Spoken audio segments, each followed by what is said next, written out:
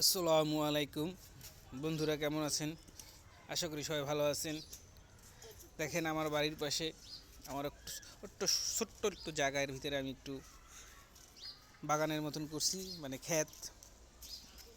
এই যে দেখেন, আপনাদের দেখাই, এখানে লাল শাক লাগাইছি।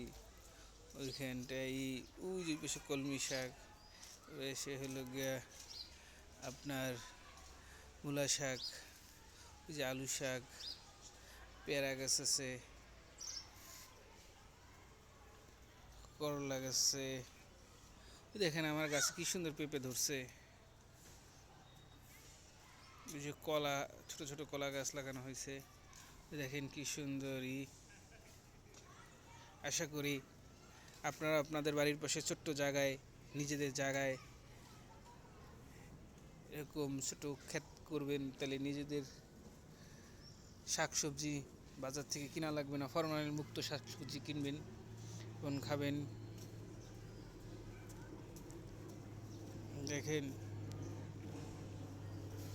আসসালামু আলাইকুম, সবাই ভালো থাকবেন। আল্লাহ হাফেজ।